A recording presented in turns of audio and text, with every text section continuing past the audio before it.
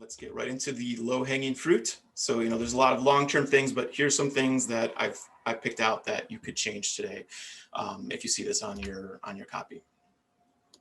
So number one, this is the 10-to-1 rule. Count the number of times in your copy where you say we, us, our, I, and mine. Count the number of times you say you, yours, your, and you want to get 10 you for every one I. Essentially what we're talking about is focusing on your reader, not yourself. It's kind of like the guy at the dinner party who only talks about himself the whole time. Nobody wants to talk to that guy. Nobody wants to be friends with that guy. So don't be that guy. Talk about your reader. Aim for looking for 10 you-focused words versus to every one I, me, we focused word. Number two, short sentences. Long run-on sentences get the reader lost. They can't even remember why they started reading it in the first place. So we want to stick to just one idea per sentence. And so you can kind of look for these common connectors like and or commas when they're used in a way that combines two ideas, and that will kind of indicate like, should I take a look at this sentence? Can I break this up and make it one idea per sentence? And try to keep the sentence short.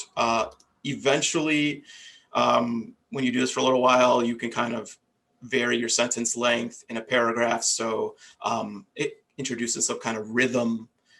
If every sentence is the same length, it gets monotonous to read.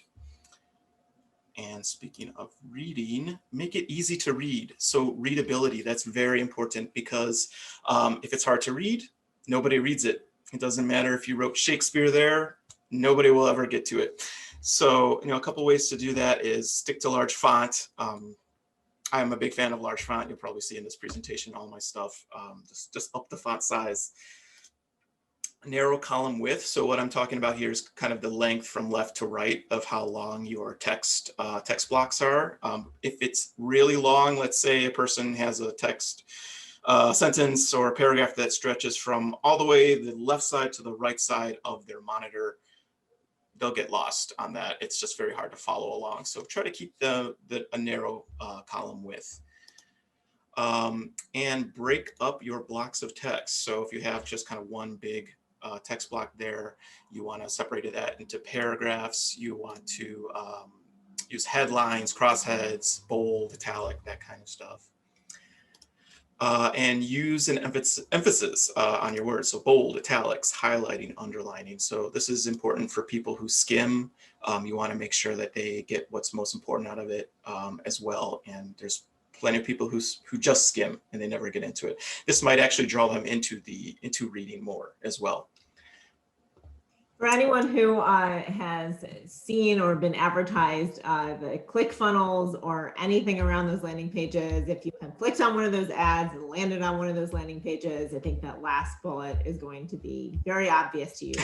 One of their main tactics is every other line seems to be larger font, bold, highlighted, etc. And the reason that they lean so heavily into that is because it works.